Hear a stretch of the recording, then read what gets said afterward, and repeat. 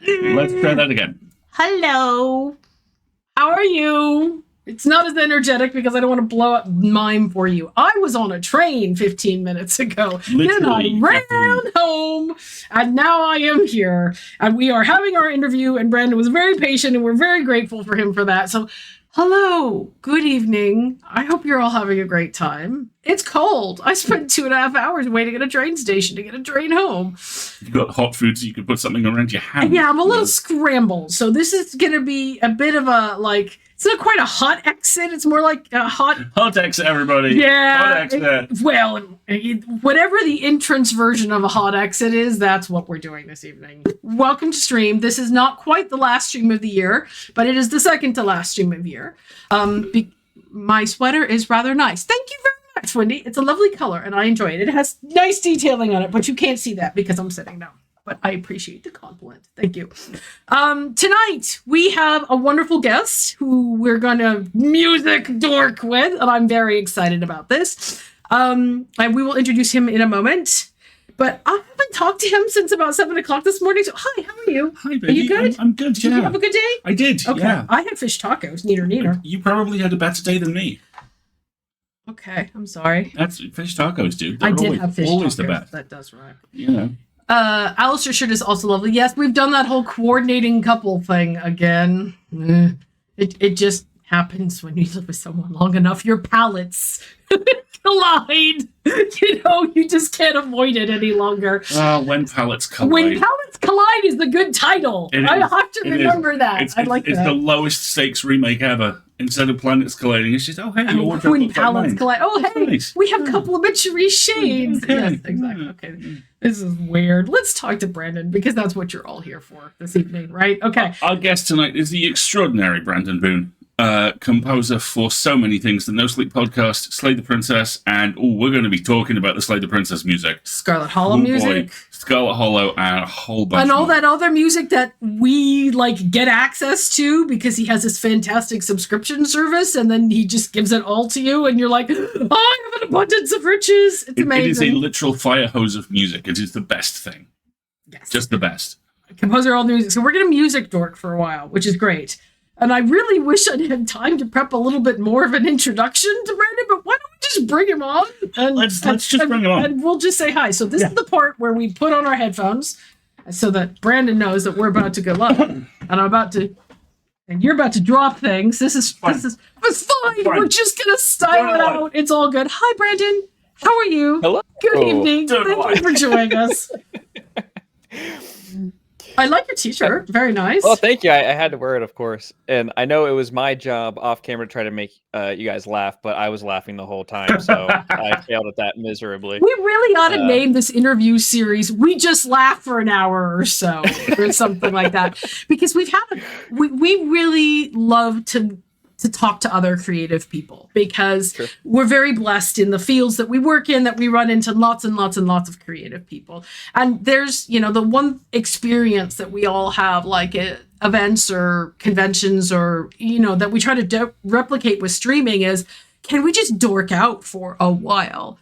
And so this started out as an excuse to talk to friends. And now it's just, we know lots of friends who do and make amazing things. So it's, a great excuse for us to brag about how cool our friends are. Also, that is a land speed. You all right? No, you're good. You're good. That was my fault. Absolute land speed record. Dr. Loop, who is okay, we've got already people are saying has studio envy, so we might need you to give an over your shoulder brief studio tour here. But okay, We've got the neutral coordinating tone sound paneling. We have the very aesthetically pleasing guitar stands. We have the ridiculously huge computer monitor and at least one keyboard. Yeah, it's much more. It's very simple. I work in the box, as they say. I use the computer for everything. For the most part, I've got a sequential circuits Prophet 6 here. It's just hard to see on the camera, but okay, explain that to me like I don't know what it is. Do you know Radiohead? Mm-hmm. Yes. They use it a lot, like the Everything in the Right Place. It's used on that quite a bit. Okay. So it's kind of like it's also good for like the old Carpenter sound, like the Halloween and all that kind of stuff, the I 80s, gotcha. the 80s sound as it is. Then really the only other hardware that I sometimes use is this is my baby right here. It It's is a big board with lots of it's knobs and buttons. huge. It's a Moog Mini Moog Voyager XL. They God. stopped making them maybe I 6 just years heard ago. Amber Devereaux sit straight upright somewhere, going, "What?" It's it is my prized possession, mostly because I got one of the last ones made. Back when I started doing No Sleep, I was essentially working 2 jobs and I had way more money that I knew what to do with. And so I was like, I'm saving up for this thing. It was very expensive, but it was like my gift to myself. Like I finally achieved this thing I've always wanted. I Then love they that. almost immediately stopped making them. And then this past year, sadly enough, Moog, which was a employee-owned company out of Asheville, North Carolina, was sold to a big corporation, Oh and all of no. its factories stuff was moved out of North Carolina and out of the country. So it's not going to be the same anymore. So that is why it's like such a price, because they're not going to make this kind of thing ever Right. again, I don't think. And it's Exactly. totally different company now, but that's a whole other tangent. But that's like my one big baby. Everything else is in the computer. It's all sample libraries and stuff like that. And yeah. We had somebody in the chat just say less than 5 minutes before Radiohead is mentioned. I guess Erica Sanderson was right. Oh, they're doing side bets now. I see. Okay. Oh yeah, right. What was the over under on Radiohead being mentioned? The over under on that's the title of the stream. The over under on Radiohead. I love it. Amazing. So those that our chat knows, you do a whole lot of stuff. We first learned about your work during No Sleep, of course, and we've been to some of your No Sleep live shows, and then yes, thank you very much. And then when Scarlet Hollow came on, and we were like, "Oh, this is cool," and then we found out you were the composer for this. We were like, "Oh, our worlds are continuing to collide. Yeah. This is wonderful." So, but for the folks who, maybe Slay the Princess or Scarlet Hollow is their first introduction to you, do you want to kind of talk us through how you came into music and your career with it? Yeah, sure. Basically this whole thing kind of started just over 10 years ago. I was a fan of the No Sleep podcast, which is a horror anthology podcast that's been running for, I think, 13 years now, if I'm correct. Yeah, it's over 10. It's certainly over 10, and I was a fan of it, and I was a listener, and I remember, and I've gone back and I've tried to find this and I can't find it for the life of me, but I remember David saying something in one of the intros about how the show is becoming a lot of work for him. And I had done some stuff here in Cincinnati, very, very amateur musician, still have no idea what I'm doing. But at the time, my wife, Tisha, was working for or volunteering at a local radio station for the blind and visually impaired. And so we were doing these audio plays for them, and I would do the music for them. And so I sent a small reel I made to David Cummings of the No Sleep podcast. And he kind of gave me a shot and started doing some stories here and there. It's been 10 years now since I did that. So and you've just not stopped, and I have not stopped. People decided you're not allowed to stop because maybe a little of both. Because one of the biggest production values of No Sleep, I mean, it has superb writing, and they have a very good pool of very talented actors. Yeah. But we all work in audio and in audio production. We know what the secret sauce is, and it's that sound that you bring. And I'm blessed to be part of a team that's our producers, Phil, Jesse, and Jeff are all amazing. David's producing again now too, and everyone. I feel like audio has been a passion for everyone on the team, and we finally kind of have a shot to show it off. And I try to be as consistent as possible musically. I think I'm approaching 10,000 pieces of music for the No Sleep podcast. Jesus God! I'm close to that. I'm sure I've passed the 10,000 hour mark that you're supposed to hit for your craft. But so now you kind of feel like you know what you're doing and you can start a new game like I did. Sure. Right. Yeah, exactly. I've leveled up enough, and but yeah, it's just been, and from there, I mean, I've worked on a bunch of different projects, and Scarlet Hollow and Slay the Princess included are because Abby had done, art for No Sleep, and there was a connection there. And so back in 2020, when I was starting to transition from my day job to doing music full time, Which is gonna be a whole scary other thing we can talk about. Sure, yeah, it's still scary. And I got a, Tony and Abby were like, hey, do you want to do the music for this video game? And I was like, hell yeah, this sounds awesome. And I've been wanting to get into video games forever. I've always played video games, so I was super excited about it, and that led to Slay the Princess, and here we are. Are you aware that we actually have exactly the same origin story? Really? Yes.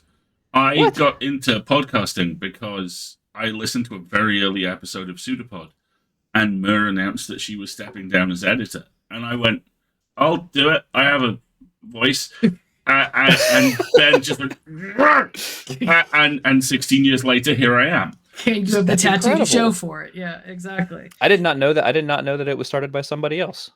Oh, yeah. Yeah. Sarah Ely started a skatepod. 2005. And then Pseudopod was 2006. Yeah, a skatepod turns 20 next year, I think. That's crazy. Right? Skatepod might be in the top 10 first podcasts. I was going to say. Ever. It's way up there. It's not the very first science fiction podcast, but that was done by Scott Sigler, who was the contemporary of Ely's at around, I think a few months earlier. But, for example, I'm pretty damn sure that Escape Pod's the oldest thing that lives in hosts now, because it's just, that's they don't crazy. die. I didn't even I thought I was into podcasts pretty early, but 20 years. 20 years, that's yeah. Wild. Yeah, Murr's in the Podcasting Hall of Fame now. She does regularly talk about shaking her podcasting old lady cane. You kids. I know. Yeah. To the point, to the point where very different now than it used to be. Sure. Well, that's exactly it. It's an industry that's matured to the point where now it has tech debt, so which is a fun thing to have to deal with. So, so the lesson I'm taking away from your origin story is these little communities that everybody has, these Discord servers where we all geek out about one thing and then we all want to do a fun thing and somebody else volunteers. They lead to these gigantic successes, and more importantly, these fantastic collaborative partnerships that get formed, because I don't think you can separate now the impact No Sleep has from its sound, because it is so iconic. And I hope so. I hope so. That's job security. Right? Exactly.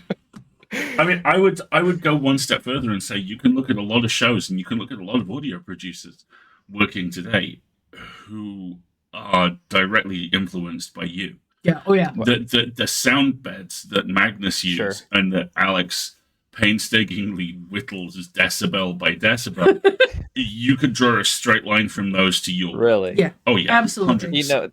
And that's if that is truly the case, that's incredibly humbling to think that I've impacted other, shows and that kind of thing. I didn't know this until I met Johnny for the first time on our we kind of had a little Zoom party on the Slay the Princess release. Mm-hmm. And it was the first time I actually got to speak to him, and he was that's when he told me he was a Patreon supporter of mine for the last 10 years or something like that. And he's like, your music's been on all of my D&D, game, campaigns and everything. And I was like, I had no idea. Yeah. It's super exactly. Cool. Yeah. And a lot of people ask about influences all the time, and it's one of the things that I think is really powerful and unique about audio drama, specifically kind of in the UK and somewhat in the US, is that it is such a small, tight-knit, supportive community. We're all helping people with things or being inspired by each other and contributing to each other. It's kind of the logical extension of that old gag about crowdfunding, isn't it? What all Patreon is the same thing. $10 we're all passing back and forth, right? You buy something and then you buy something. Yeah, exactly. Exactly. It's absolutely true. Yeah. And it's one of those things I've kind of had to think more about that recently, I think, from Slay the Princess, just because it became so successful so quickly, and amazingly so. but like I've been getting more contact from other musicians where they're like emailing me asking like for advice and stuff like that.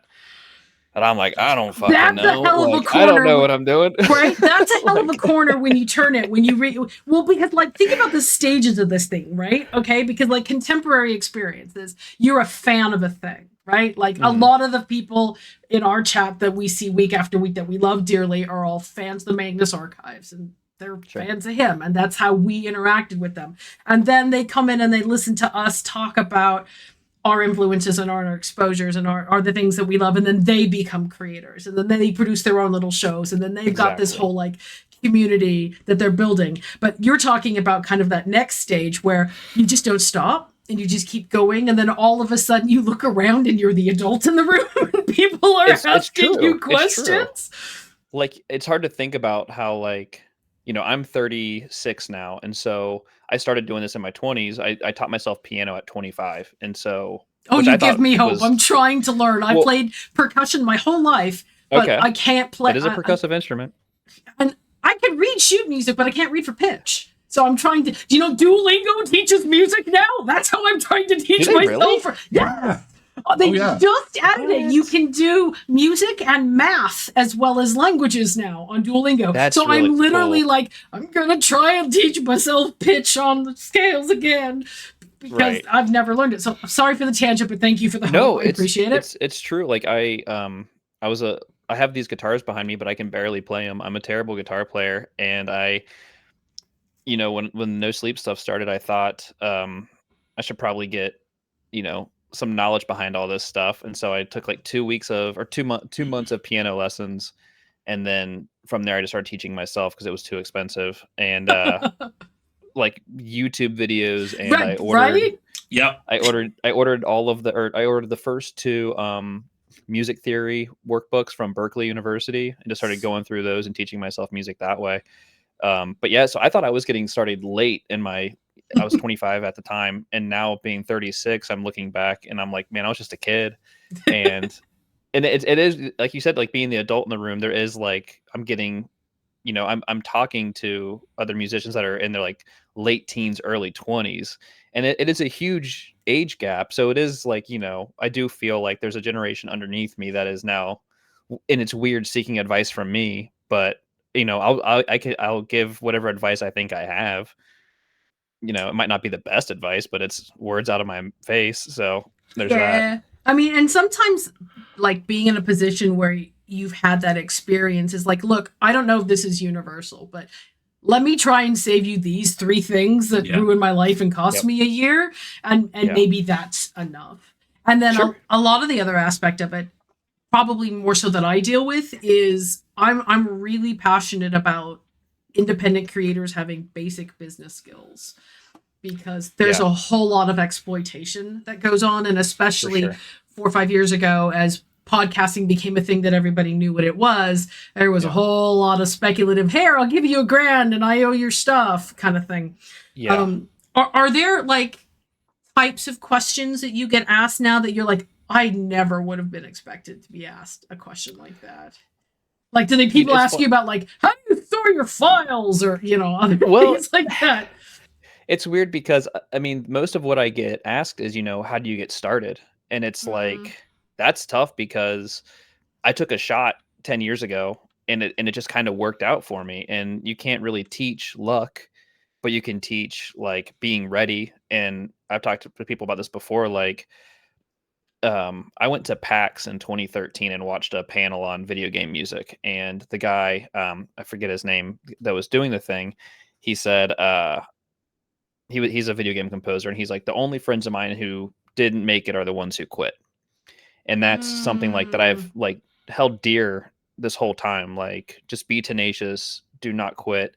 And more so, try to find people who are making things that you like, and then you feel like you can contribute to. Yeah, that's probably my number one piece of advice whenever people ask us that question is, don't go alone. Yeah. Find friends. For sure. Is, you know, Build team community. up with buddies, and you know, if one buddy's really good at the spreadsheets and another buddy's really good at the you know, the organizing and the scheduling, then brilliant. Build yourself a team, because everybody's got their own strengths. And you know, a very dear friend of ours once described Marguerite perfectly accurately as having a black belt in committee. Yes. That's fantastic, though. Yeah. I mean, that's honestly what it is, because in addition to, like, you know, you don't go alone to find people you work with, but people want to work with their friends, Yeah. right? Like, it's way easier for someone to say, you know, oh, we're doing this thing, we need music. Oh, call so and so. We're already, you know, if they already know who you are, it's Yeah. easier than trying to vet somebody who, you know, you have no rapport with. Exactly. Yeah, and the other really golden rule about that, you know, good pieces of advice is don't be an asshole. Yeah. I was going to say Nobody that. wants to work with an nobody else works asshole. with an I don't asshole. care how brilliant you Yep. are. An asshole is a gender neutral term, which is why I use it. But you know, be someone who is good to work with. Yeah. Almost as much. Spend time being someone good to work with as much as you spend time on the thing that it is you love to do, because that will get you just as far as whatever your particular talent is. And I would piggyback on that with saying, like, once you get the job, don't be an asshole, because, like you said, no one else work with that. I could be the best musician in the world, but if I'm an asshole, why would anybody bother? You know, exactly. Anyone, you know, and once you reach a certain level, can make the music. It's fine. And then on top of that, make the next person in line's job as easy as possible. You know, if you consider like a creative thing, like No Sleep more so, all of my music goes to the producers and they have to place it. So I try to set it up in a way that it's easy for them to, you know, incorporate it into the story. Or, you know, with Black Tabby, it's a bit different because it's literally just like sending them the file and then they convert it. And then I don't know how the coding works. That's not my realm, but some sort of magical massaging happens and then the music's in the game. That magical massaging, where all of a sudden there's a wonderful YouTube playlist of all the lo-fi versions of all the Slay the Princess tracks. And Marguerite wakes up very happy. Yes. I just want to pull a couple of comments from the chat real quick. Yeah, Firstly, sure. Herben, when we were talking about how best to get started, said, I don't know, man, how about you get talking to the guy in your local comic shop? I was the guy in the local comic shop for Herben. Alasdair's superpower is that if he doesn't know everyone, he knows someone who knows everyone. He is like a nexus point of the universe. And that has nothing to do with his vocal performance or his writing talent. That is just being a personable motherfucker. I am avuncular. And spell it too. It's great. And the amazing Kareem also said, know your stuff, be on time, be nice to work with. Yeah. And it that needs to be a t-shirt right there, if it isn't already, for sure. Because just not being there's a lot of people in the world who do what you do. I mean, and that's not imposter syndrome, that's just statistics. But if you're the one who's easiest to work with, then they put you to the top of everybody's list. Yep, that's how you win. Oh god, I might need Alasdair Stewart as everyone's uncle on a coffee mug. Okay. Well, I already bought your Christmas present, so I have to think of something else. It is true. Like, it's just, and I know what you mean with like knowing everybody. Like, I feel like I know people in every realm to some extent. Like, I know one of Hans Zimmer's assistants, weirdly enough. Sweet, I know, and it's all because of, like, you know, you start working with people and you kind of get acquainted and it spreads out. Like, that's how, like, speaking of comic book shops, I got killed in a Batman comic this year because of No Sleep. Yeah. Oh, comics like that are the greatest thing in the world. And it's all because, like, you know, you start to meet people and you just meet new people and befriend them, and your network just grows and grows and grows. And no, I don't even like calling it a network. It's just your friends, you know? Yeah, exactly. And yeah, I went to the Bourbon Trail with Mitch Gerrits, who does the Batman comics, for a week last month. It was a great time. Okay, tell me more about what the Bourbon Trail is and how I can do this. You piqued my interest. Go on. It's in between Lexington and Louisville, Kentucky. Yeah. And you hit up all the spots. We were down there for a week filming a TV pilot. Me, Mitch, Graham Rowett, and Dan Kuttner. He's a Broadway director. It was meant to just be this like dude trip for me and Dan and Mitch to go hang out, and it just became this whole thing. It was going to be 3 days. It turned into 7, and we were filming the whole time. It might be out at some point somewhere. I think I've actually watched released movies that you could tell started out as a weekend trip and then turned into a tax write-off. So, you know, sounds like you're in good company. Exactly. So it was great, and it's all because of that. You know, everybody knows somebody, and it just. Yeah. So I'm a big fan of that. I just like to meet people who are doing cool stuff, and Cool stuff try is to the be part of greatest. it It if I gets can. very infectious, and then we don't if I can notice offer that we're something. not sleeping anymore. It's just Right, I don't exactly. want to sleep. I want to do Yeah. the cool things. I'm having too much fun. Yeah, exactly. So you mentioned filming for a movie and stuff. So we know that you do audio drama music and video game music. Are there other hidden talents you're going to share with us? I'm meant to be having my first TV show coming out, but I can't say anything about that. Okay. Other than that, it's still kind of up in the air, I think, but that would be the next thing. As far as the TV show, or as far as the bourbon TV show thing goes, I'm on camera very little. I do not like being on camera. I'm not that guy. I'm a post guy for a reason. I'm a post guy. I like that. That's good. That's good. But yeah, that's Is that that's part of really this all whole I have. you're now transitioning into doing composition full time? Sure, yeah, and that all started in 2020, at the end of 2020. A lot of things started for people's careers in 2020. Yeah. Yeah. Well, I worked before all this. My family, my dad owns a machining company, and I worked there for 17 years. I worked there since I was a teenager, and then when I started to make enough money off music, I kind of had to sit down with him, like, hey, I want to give this a go. And so he basically said, give me X amount of time to replace you in the company, and then you can get out of here. And COVID happened, and because we make parts for pharmaceutical equipment, we became very essential. And I had to stick around a little bit longer than I initially planned, but it all worked out in the end. Got it. See, I have no musical background. I worked for my family's company. I have a business degree in marketing. Like, I have very little musical history. I have no one musical in my family. It's just, so everybody watching, you can do this too. Trust me, you can figure this out. And believe me. I think that's amazing, because I do come from a musical family and a musical background. Really? Okay. And so one of the first things I will always gravitate toward in any piece of audio production is, what's the music? What are the elements?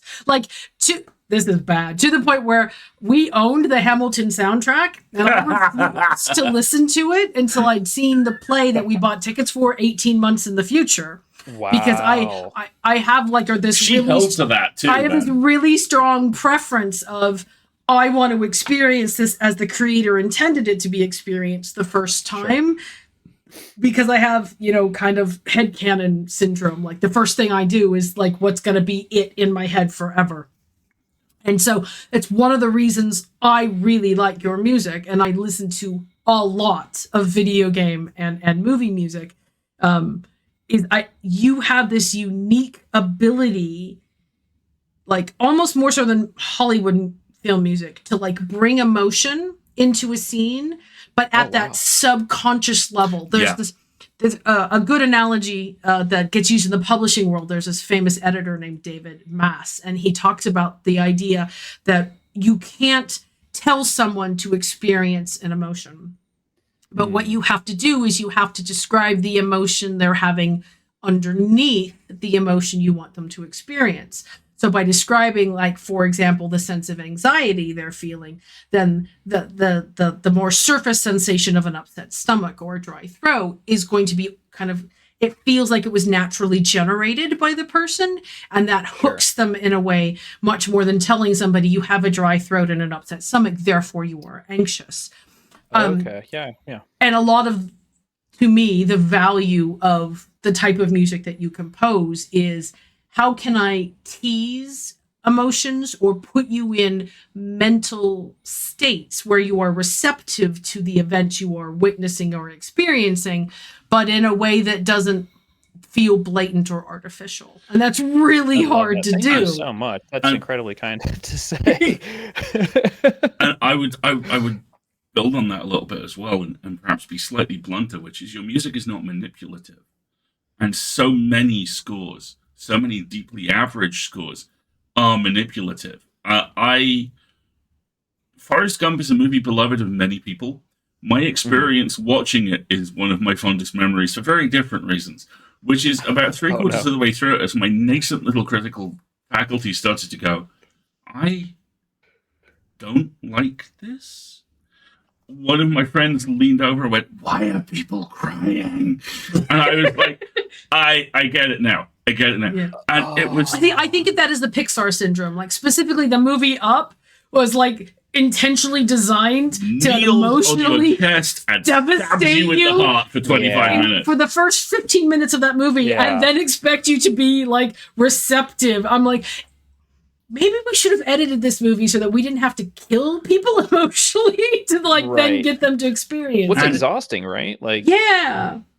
I have mildly staggered out of exactly 2 films. Up is one of them. The first How to Train Your Dragon is the other. And How to Train Your Dragon is very good. But at the same time, I was like, that was a lot of emotions for what I was told would just be a movie about dragons. I just want to learn how to train my dragon. Right? Exactly. And now I'm sobbing and re-examining elements of my childhood and blah, blah, blah, blah, blah. Why am I thinking about choices? Do you have, like, when you're collaborating with somebody, I mean, well, I guess my ultimate question here is that like a conscious consideration for you when you're composing? Are you like aiming towards, hey, I need people to kind of feel like this as we're going into this? Or how do you That's a good one. kind of approach? I mean, and I think it's interesting that I know you primarily for horror composition, No Sleep, et cetera, because, you know, we are big fans of horror in this community. And we can talk forever about the incredible emotional range that comes with horror that just gets written off as ooga booga scary. Yep. But do you have like a particular approach that you take when you're like, okay, this scene needs a piece of music? Like, what goes through your head when you're getting ready for something like that? It's a good question. I'll start by saying I think the reason I do what I do is because I've tried to like write solo music. I've tried the band thing, all of that kind of stuff. It just never stuck. I have no ability to tell my own story. I have nothing to say artistically. It's like I can't do lyrics. I need someone else to tell me what they want me to do.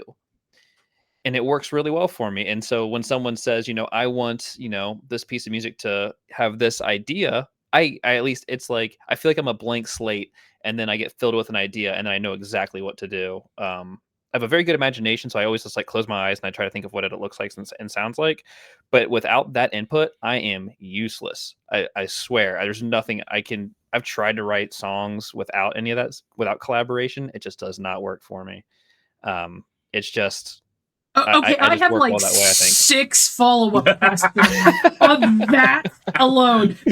But we're about to have to engage in commerce, so this is an excellent place for us to come back. And I have a follow-up question as well. But there's a comment in the chat that we have to talk about, and that is, sir, it is my Thor-given right to weaponize A minor to G major shifts, which is a brilliant comment. Bluntly, yeah, I love it. Okay, so on that.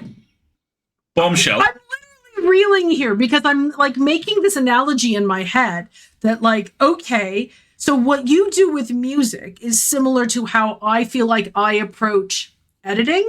I'm terrified of a blank page. I couldn't write a story if you gave me a piece of paper and told me to write something. But if he dribbles out 400 words, I can instantly look at them and go, okay, let's fix this and go here, and then it's all better. I'm sorry. I know that's a terribly pejorative. I'm not sure how I feel about the word dribble. I'm trying not to be pejorative. I wasn't going to say anything. Long day, but what I consider my creative talent is shaping what other people produce as raw material in a lot of ways. And you just said the same thing about music, and then I'm like, well, then what does music raw material I can see your brain rewiring. I'm like trying to figure this out. It's just fascinating. I mean, it's literally the same thing. I just really like being part of a bigger machine, and you know, so if I can be, you know, so when Tony asks me to write a track for, say, The Princess or whatever, you know, I'm like, he'll send me either like part of the script or art or just like I need something to fuel this, and then it'll come out. And then you can tell me if it's good or bad, and we can go from there. And it's almost an alchemical kind of relationship. You need the reagent to be able to like work around. But I can get the reaction and formulate something for him. And then Whether it's a yes or a no is a whole other story. But right. Okay, let's take our quick little ad break, sure. and then we will come back to talk about this. Capitalism showed up. Yeah, capitalism showed up. I'm thinking we might need a capitalism emoji. It's capitalism time. You know, that kind of thing. There is one. It's the $ or the £, I guess. Something like that. Yeah, exactly. Okay, chat. So the ad break is gonna. The ad may actually already be running, and I may have misread this. That could be terribly awkward. Well, because it's not letting me click on the let's run an ad button. So maybe the ad's just been running this whole. It already ran. No. We'll just. Well, I don't know how ad breaks run in. Back. Yeah, I don't know how ad breaks run in VOD. So you may have just missed a really fascinating conversation about editorial process and musical composition, which we will all experiment with. But let's keep talking about it because it's amazing. I was just going to kind of riff on that and say, I think that's like one of the key indicators of a great partnership. You know, we were talking earlier about don't do this alone, find a community, find people with similar skills. Yep. I just never would have imagined that, you know, when I have kind of like the classical image of a composer in my head, it's, you know, somebody who has drawers of music and just says, oh, what do you need? You needed this? You needed that? You know, you just kind of pull it out and see if it adapts. But then I think about like, the analogy I will use is like the creation of themes, right? You know, and that's the whole huge discussion about the Marvel movies was always, oh, they're not as good because we don't have iconic dun, dun, dun, dun, dun, dun, dun, dun. You know, we don't have those iconic themes that at least in commercialized art, we're very used to kind of latching onto. But, you know, from the perspective of, you know, you don't start with creating a theme, do you? They just kind of evolve. Yeah. And I think there's also, you can also have like, I do have drawers of music, as it were. Okay. I do have that, but I just don't know what to do with it. You know, so it's until something, there's been times where I just have a folder on my computer called extras. And it's just like, most of the time I'm writing something for something else. And I'm like, this doesn't really fit. And so I'll just throw it in this folder for later and I can get back to it. So like authors have offcuts. I'm like, I can't use that scene. I can't use it. So, and so there's been times where I'm like, okay, well, maybe it'll work for this and I'll try it. And then, you know, so I do have some of that. But like I said, you know, for me, it's way better if I'm just fed materials. Like, if you saw the chats between me, Tony, and Abby, where I'm just like, you guys got any music, like any art, like something, like just feed me, and just give me something here, something, and I love seeing it. I love it just because the second especially, you know, Abby's incredible. So the second I see the art, I'm just like, I know how that should sound. And then Tony agrees. Do you have like a favorite example? Do you have like an example that sticks out in your mind? You know what's funny is so I think about the two projects, and when we did Scarlet Hollow, between all of the Scarlet Hollow stuff we've done and Slay the Princess, no theme had more rewrites than Stella's. And wow, I don't think I realized it until I was like kind of reorganizing my files on my computer, and I realized I had like Stella 1, Stella 2, Stella 3, Stella 4, Stella 5, and I had like this list of Stella themes, and so it was a big, but that was the first thing. Like, I think we did Stella's theme before we even finished the theme song for Scarlet Hollow. And so it was probably the most back and forth. And then we kind of built this rapport. And so it happened, you know, since then it happens way less often, that something is like outright rejected. But, in contrast to that, the princess theme, like the overarching theme of the game that's used throughout the whole thing, I think was the first shot at it. And, you know, and it's by far the most popular thing I've ever written, her theme. So it's been totally different, but something clicked with that. You know, that was before I even knew like the whole scope of the game. It's the whole thing started as such a smaller idea, I think. And then, it was just kind of like, we need a theme for the princess, and it's like it needs to be able to loop. The whole game's about loops, so I hope I just rambled, I feel like, for 10 minutes. This is great. Okay. This is fantastic. Okay. It's really good. One of the things I really want to pull out from that is the point Marguerite made that this is a commonality of process across multiple disciplines. Yeah. I have an offcuts folder. The big narrative project I did last year, there was an episode of it that we realized would not work unless we moved it 6 months and turned it into a Christmas episode. Then it worked like a charm, and it was. Hey. Yeah. And what I wanted to say is I don't know about whether this works on your side of the things. I hope it does, but there is no feeling on earth like realizing you have a problem and you accidentally solved it 6 months ago. You're like, oh, didn't I do that thing? Oh, look, here's that thing, and it's perfect. The best feeling, because then you're like, oh, I have free time now. This is done. I already have this. Yay, past me. Yeah. I can go play a video game or something. Or write another one. I am noticing the chat, the theme V1, V2. That's literally, I have folders of like final dash, this one. Yeah. And I even go back and I forget, because like it always ends up with like the damsel final mastered. Like it's all caps, just so I know that is the final iteration of this file, because everything else is, it won't even open at this point because it's been changed so much.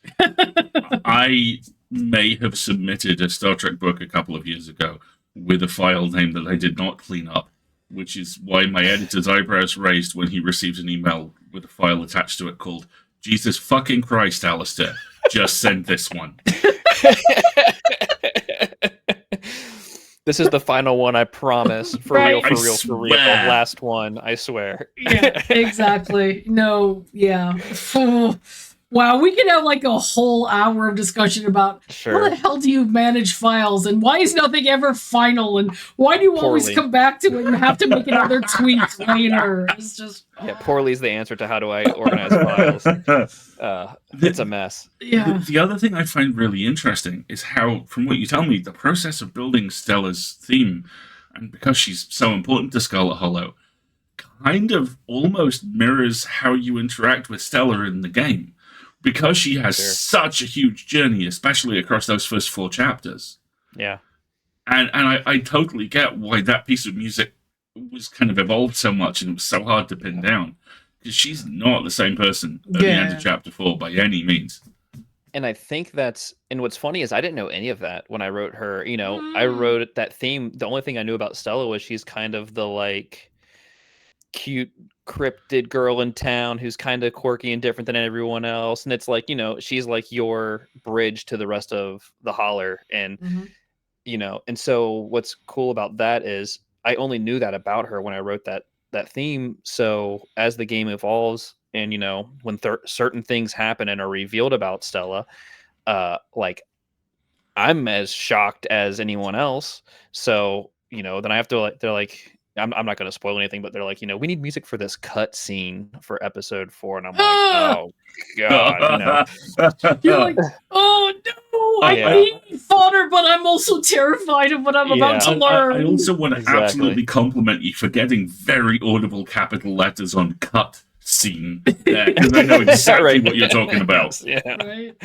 I don't want to spoil anything for anyone, but there was a journey, and that's just... Yeah, I won't say anything else about that, but play Scarlet Hollow if you haven't. It's fantastic. It's so good. Exactly. More. That's the problem. It's like, the like conflict between like as somebody who creates things, you're like, I spent so much time on this and I'm finally ready to let it out into the world, and then people are like, come back 12 minutes later and they're like, I finished it, can I have some more? And I'm like, oh yeah. No. Yeah. No, God. Yeah. Like, oh no, just slow down, enjoy it, please. Just go do it again. We'll come back. Like I know people have been asking for Scarlet Hollow episode 5, and it's like, give us some time. We just finished this huge game. Well, and it's a very good game, and it's very concrete and discreet, and when you say huge, we're all like, why is that the princess up against Karlach in Game of the Year? Kind of right, huge. Holy shit! I like seeing that image really kind of blew my mind that the gaming community was looking at Slay the Princess on the same level as they were looking at Baldur's Gate 3. And I was just is mind blowing. Yeah. When I know when I saw that the Game of the Year voting thing, and I forget what the outlet it was, but like seeing like Spider-Man 2, Baldur's Gate 3, Alan Wake 2, Slay the Princess, I was like, what on earth? Like how this little tiny team of, a handful of people, and the game is, I don't know how long it takes to play like everything, but 4 hours to get through it the first 4 time. hours for a complete discrete run is but there's still so much you can go from there. I like the replayability is huge with the game, but it's the whole reception has been mind blowing. For me, I can't speak for anyone else, but I think we're all pretty happy with the reception. You're like, yeah, this is cool. Talk to me about how when you get to at the end of Slay the Princess, it gives you a playlist. It does. That was Tony's idea. It's really cool. I have never seen that before. That was so cool and so smart. I don't know how Tony thought of it, but I just remember him messaging me like, hey, we had this idea, and then he was going to link to the Spotify playlist because the soundtrack's so big, it won't be as one album on Spotify. I had to break it into two, so we had to like make our own custom playlist and all that kind of stuff. And so it's really cool now that, because it's my music, I have all this like behind the scenes, statistics about it. So I can see like how many playlists have been made out of the music and it's cool because people are doing it. They're actually going in and making. Can you like read us some of the playlists that get created with Slay the Princess tracks? Pick some. It's like I'll see if I can pull it up on you should make like a TikTok, which is like, look at the there's so many, and it is cool because a lot of people are just like, I can't pull it up on my phone. Dang it. It'll have to be, it's like a whole thing to get your stats on Spotify. It's so annoying. But like, and you'll see a specific playlist and it's like 8 tracks or whatever. So they're literally just making their Our Song playlist. And like that means so much to me because it's extending beyond the game, and they can sit there and listen to the music and still like reconnect with the experience they had. And I know people are having like really profound experiences with it, and I'm trying to not get emotional about it, but like it's a really big deal for me. Like it was that's such a special idea to me. I'm looking up the play count on the soundtrack right now, and you're gonna get you don't have to even guess what the track is, because what's it called? It Was Always That Easy or whatever. I literally put that on loop for about 4 hours one day. I still need to make your 24-hour loop version of that one. I'm just loop. I was just listening to it forever. Yeah. I love that. And I love that like I was really, really, really nervous about the soundtrack for this game, for Slay the Princess. And it's just because it's really hard when I'm working. What's the saying? To see the trees through the woods or whatever. Forest for the trees. I can't, like, I'm so close to it that the whole time I'm just kind of trusting Abby and Tony's like grander vision of everything, because they have a better idea of the whole picture, right? I'm focusing on this one thing. Yeah. And the whole time I'm like, this is going to get boring to people really fast because it's so repetitive. It's, everything's derivative of the main princess's theme. And like my only goal was to try to harness that feeling and those notes and change the vibe. Like that's, see, for some people, I think you're right. That does have the potential to be boring. But like the counterpart of that is, the story is scaring the pants off of us while this piece of music is going on, so we're a little distracted. Sure. But the counterpart of that, I would say, is that for someone like me and the way I listen to music, those little variations on the theme are like catnip. They are exactly, they feel like Easter eggs that were written just for me to discover. I love them so much. It's also a really, really fascinating example, and I think, and I don't say this lightly, I think it is the first game I've seen since Journey that genuinely uses the soundtrack as a means of telling you where you are. Wow. Because the Journey comparison is huge. Like that's...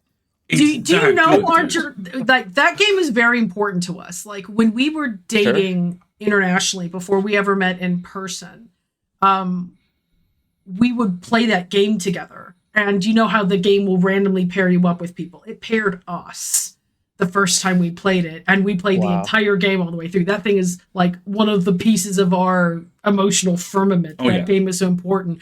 But you're right. The way that the music positions the emotion and your position in your journey is really unique. And Slay the Princess absolutely does that.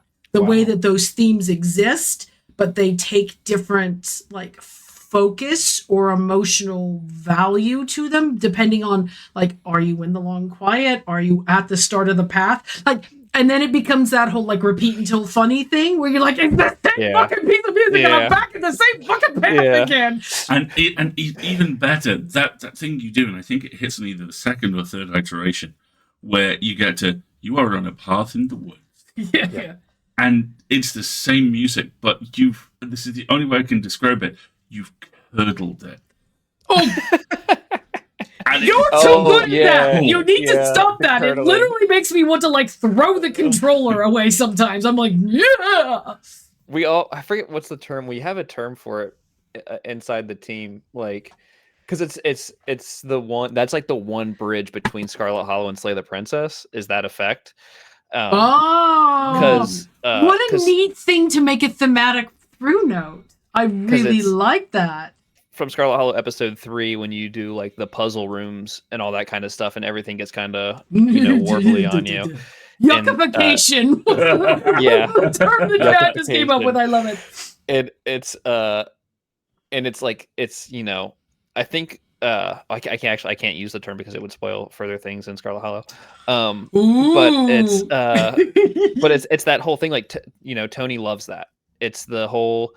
And all I do is I guess I shouldn't give away the secret sauce, but it's like basically just like running the bass track and just, you said I can cuss. It's just fucking it up with like tape, like just running it through tape and just, mangling it to hell. And yeah, it's like our trademark thing now of like something's definitely not right. It's, but more than that, I mean, I think that is the way that it presents itself in the music.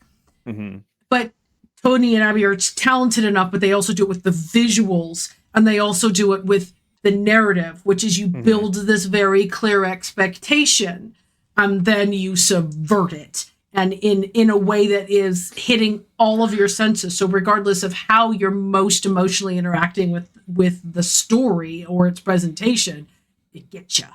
You can't get away from it. Oh yeah, and the way that in both games it goes in lockstep with visual shifts as well. I'm really glad that you brought up the use of it in Scarlet Hollow 3, because that hits at exactly the same time you get the photos. And you get kind of the photo montage art, which is just wrong. You're like, this is realistic all of a sudden, I don't like it. Why am I seeing things? I do not enjoy this. I do not wish to perceive this. Yes, exactly. But at the same time, because you've got that kind of absolute lockstep between the music and the imagery and the gameplay. I gotta pull that line now. It feels it's like the old line Neil Gaiman likes about how a horror writer's job is to take your hand, lead you down a dark alley, then let your hand go and run away. I love that. Isn't it good? I love that. That's a great way to put it. Yeah, well, hang on. John Rogers was talking about it the other day. Is like horror is when you see it, terror was when you realize it sees you. And it's terror, and your music is such a huge part of how that works. Yeah, I love that. Thank you so much for sharing. And I think that's exactly right, and that's why I had a better idea of what they wanted when I saw the art for it.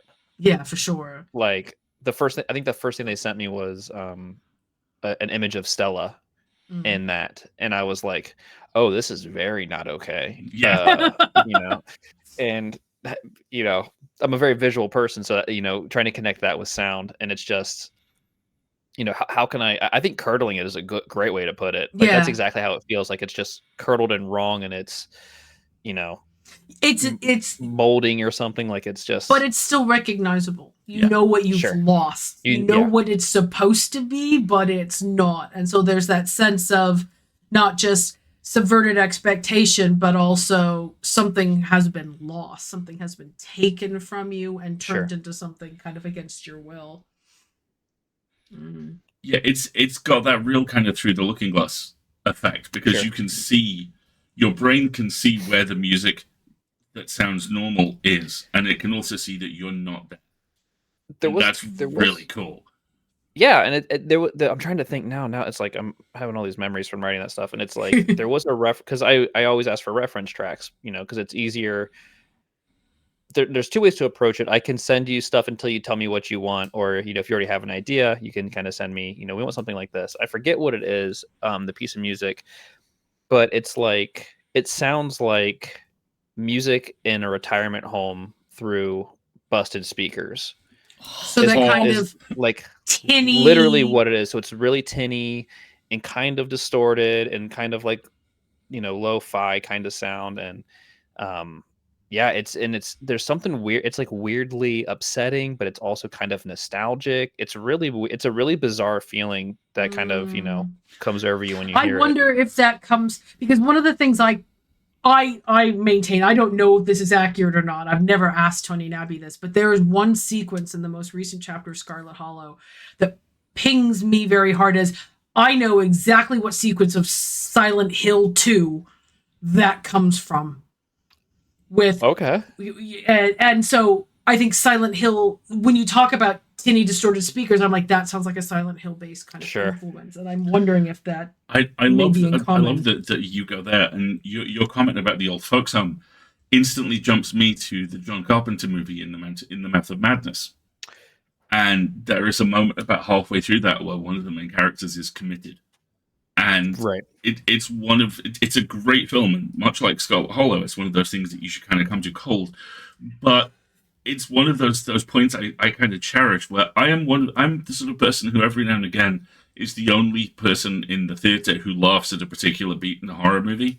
And the main character being dragged into this insane asylum as we've only just begun by the Carpenters plays through a speaker that is at best 25% functional made me laugh way too hard. Oh, nice. I know exactly what you mean too. Yeah, that's exactly it. Like, do you like doing things like that? Like I do. Easter egg kind of things. Yeah, I think it is fun. I like Easter egg stuff a lot. There was actually one point there was a track for which one was it? For Slay the Princess, and it was almost too close to Stella's theme, and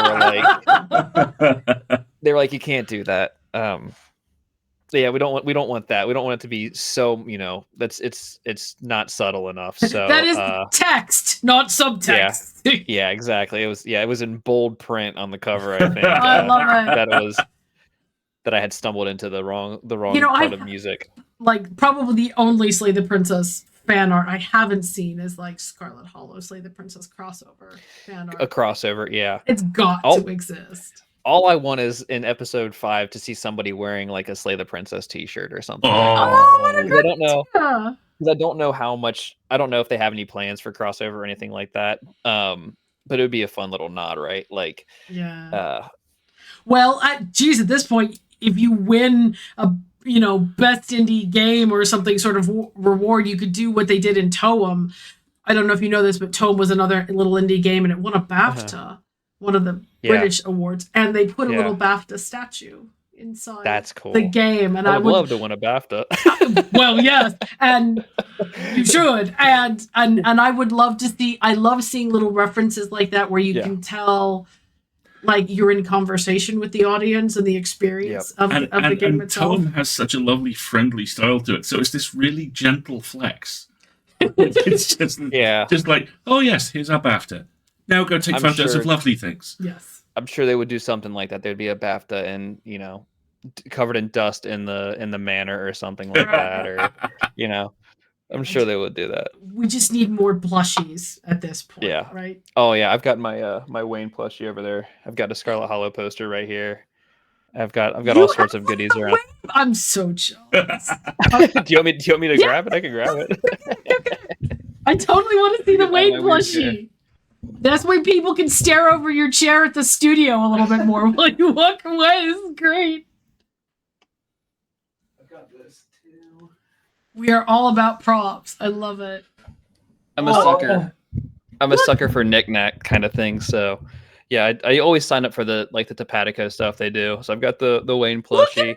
Look at everything.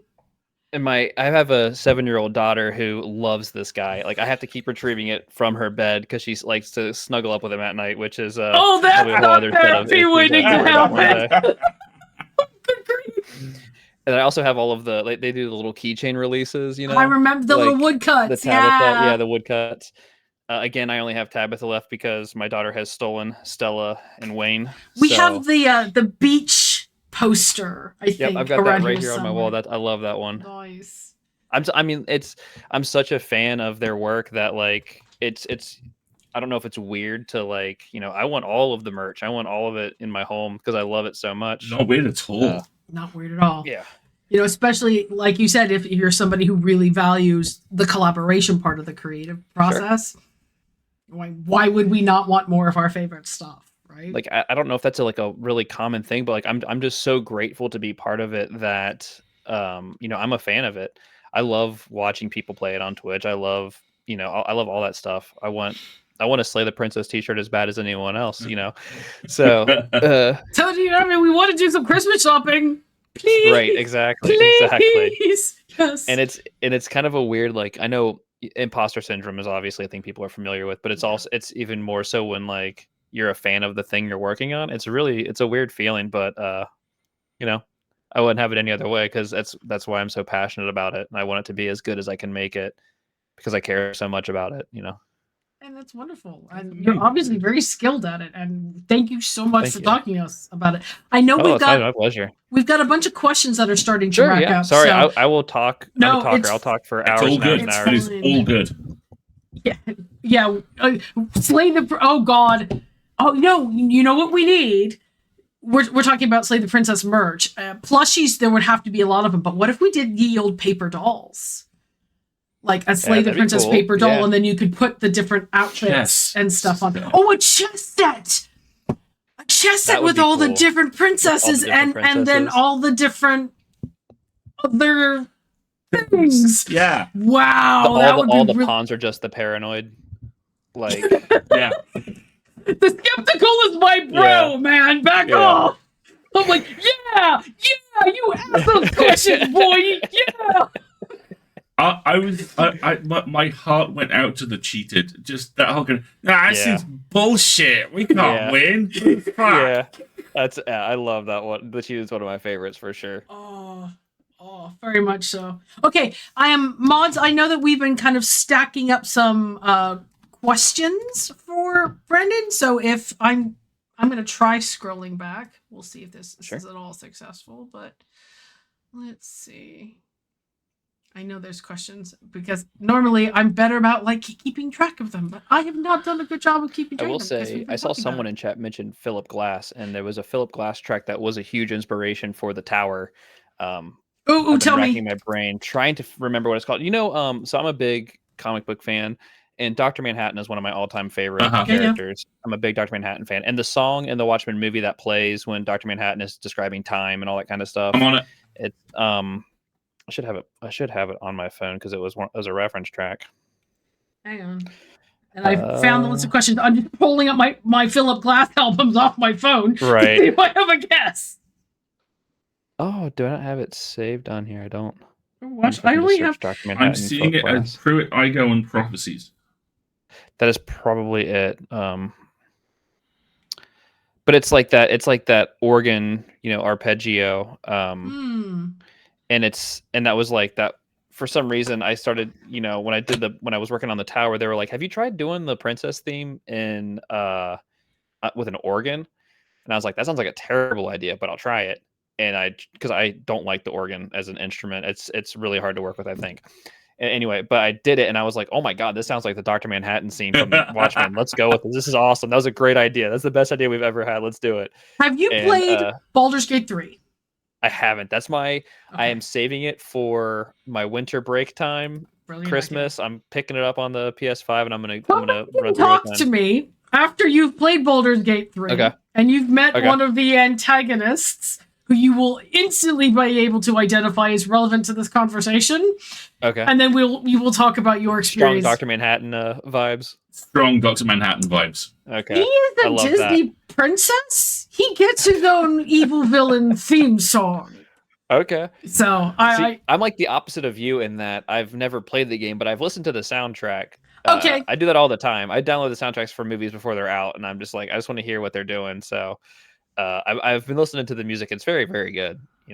Okay, have you heard the All Mortal Lives song? I'd have to check the title, just because I just hit shuffle and go about my day, and it just plays through my head, know. But I would be fascinated to hear what you think about that motherfucker when you run into him, because he's a very special boy, and we love him very much. I'm more excited to play Baldur's Gate 3 now. If I need it, I've completed my first playthrough.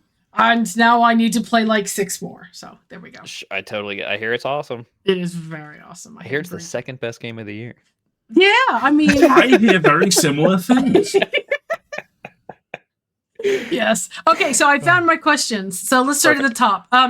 Do you ever find yourself limited by the technology you have to hand when you're composing? No. No, I think the technology I have is almost there's almost too much. The options are too limitless, and sometimes it's easier. So with Scarlet Hollow, I don't really have any kind of box that I need to fit in. I get to play. I feel like the music in Scarlet Hollow is a lot more video gamey, and I took that approach. Like Kanika's theme is very video gamey to me. Stella's theme is very video gamey to me. And I love that because it's all like, I can use these like old 90s synthesizers and all this kind of other stuff and do whatever I want. But with Scarlet Hollow, they were like, we want to keep this as classical as possible. We want to use piano and strings. So there's something almost comforting about like all of these other things are removed from my, my palette. And I have to find a way to be creative in this box, And then because otherwise there's so many possibilities. No, otherwise if I don't have that box, it's just like I've got 6 terabytes of instruments on my computer. It's I'm never wanting for something like that. It's too much. And then the other thing that the Scarlet Hollow soundtrack, of course, has is this very strong sense of place and kind of this I don't know about you, but a lot of times whenever there was a movie set in a place, you're like, okay, that means I'm going to hear this instrument. For sure. Yeah. Right? That's the banjo in Scarlet Hollow. 100%. Yeah, precisely. Yeah. And did you like rail against that? Or you're like, look, I know there's got to be it in here, so I'm going to find a way to make it work? Or? Well, when they told me they wanted I think they specifically said, we want the main melody of Scarlet Hollow to be on a banjo. Oh, cool. And I was like, well, I don't have a banjo. I don't know anyone who plays a banjo. Luckily, I know some musicians around here. A friend of a friend of a friend knows a banjo player she's out of West Virginia or North Carolina or something like proper Appalachia. And, I sent her an email. I sent her the sheet music. She played it, sent it back to me. I dropped it in. It was a piece of cake. So sweet. Amazing. Trina Enig, I think was her name. Fantastic to, breeze to work with. So nice. So that is the one, like the only part of the Scarlet Hollow soundtrack that is a real instrument outside of later when I had Dan play the guitar on stuff. Dan Zapula is the banjo in the opening theme is a real banjo. Okay. Because it's very hard to emulate that on a computer. So the Twitch is not doing a very good job of telling me it's going to ad breaks, but it started in ad break. So oh, my bad. Okay, sorry. No, it's my fault, not yours. Why don't we take 3 minutes here because we've been going an hour and a quarter without a break. And we probably would again if we don't. So let's take that break right now, and we'll be back in 2-3 minutes, everybody. Sure, that sounds great.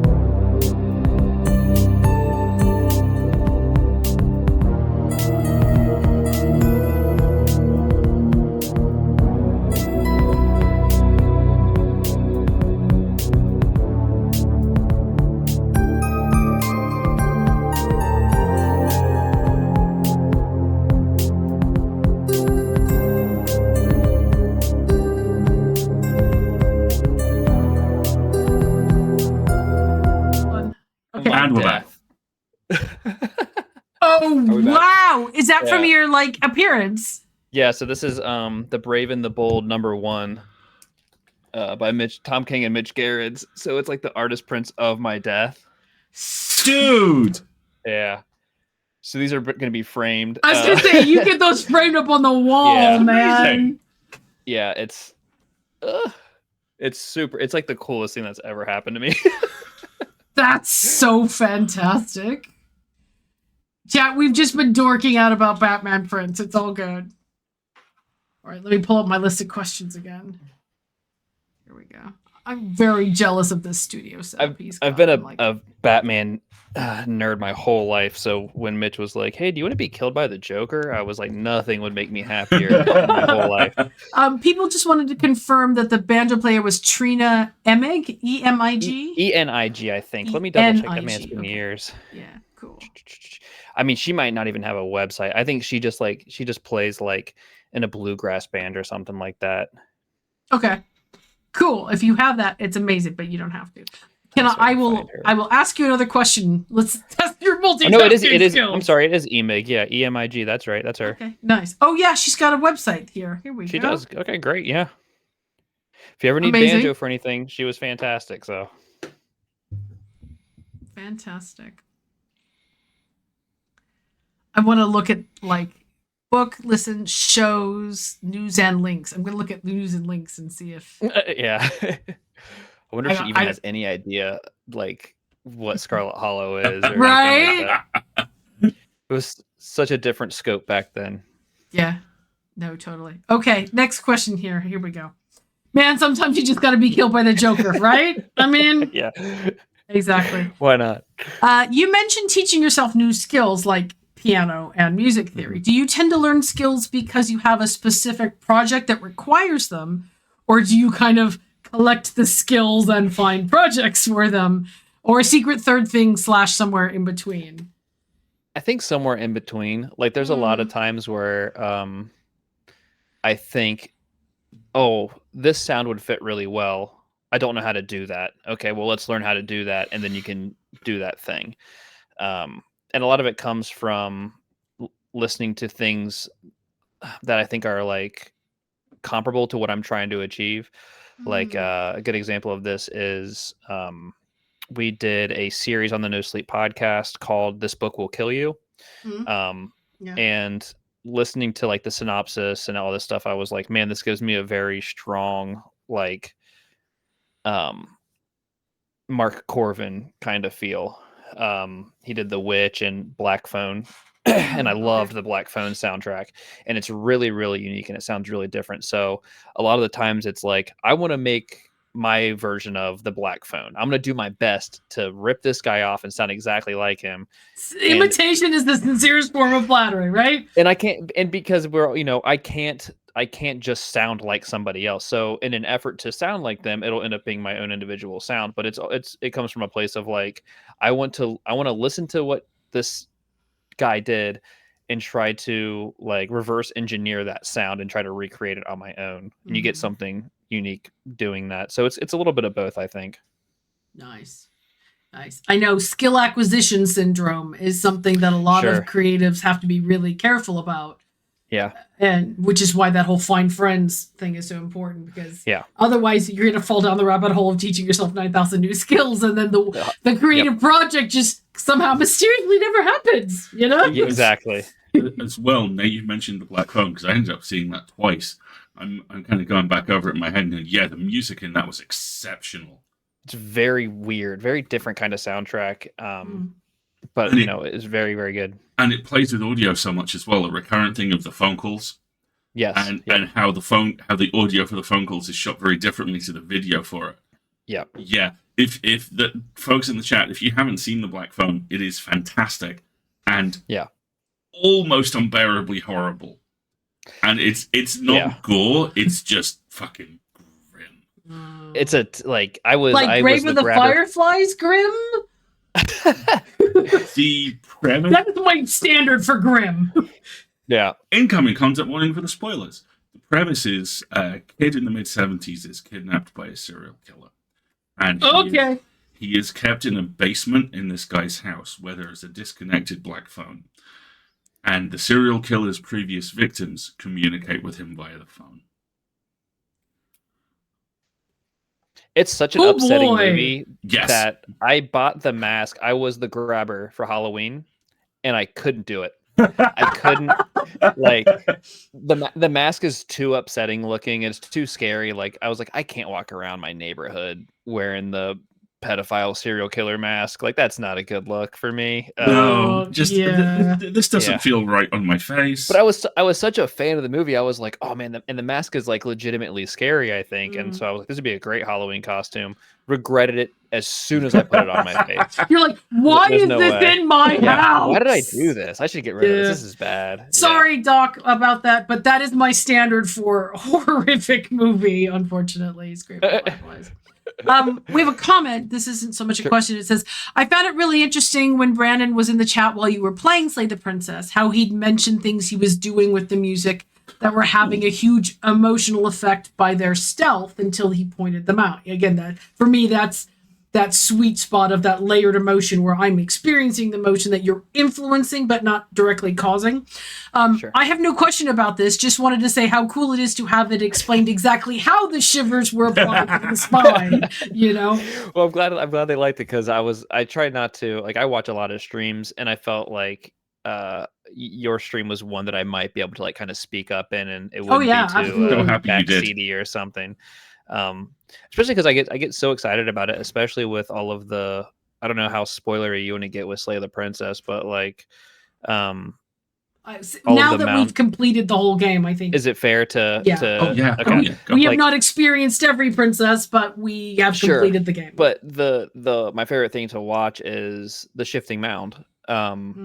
It's such a huge emotional beat for me, and working with Amelia Jones, the singer, it's one of the coolest things I've ever done. It was write that music, and it fits so perfectly that like I even thinking about it, like I kind of get emotional. I don't know why. Yeah. It's just that's why you like Baldur's Gate's music as much as well. Right.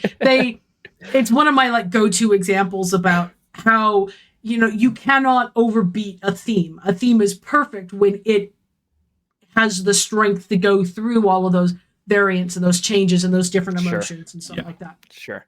And that's why I thought when just to go on a little tangent about the shifting mound, like talking to Tony about this idea of like, they were describing, you know, the idea of a vessel and these hands kind of take her away. And I was like, man, when that happens, like something different, there needs to be a dramatic shift in the music. Yeah. And that's when I had the idea of like, what if we just heard like a single voice singing, and then they liked that. We kind of built from that. And it isn't just, there's a whole musical piece with it and everything, but the whole reference track was City of Tears from Hollow Knight. And I was like, oh, well, I know Amelia. Do you want me to see if she'd be interested in singing on this? And they were like, yeah, of course. Like that would be perfect. So it was really like funny how it worked out that way. I kind of touched base with her on another project I worked with, not even with her directly. We were just on the same project together. And she's been like so passionate about Slay the Princess. She loves how well it's received, and the role she got to play as basically being the musical part that, you know, kind of captures the princess, you know, in an entirety like that. So it was just awesome. That turn in the game and in the music is incredible, and especially that last playthrough, the thing we got to with Chapter 4. I understand completely why, especially for you who built it, it has such an emotional tone to it.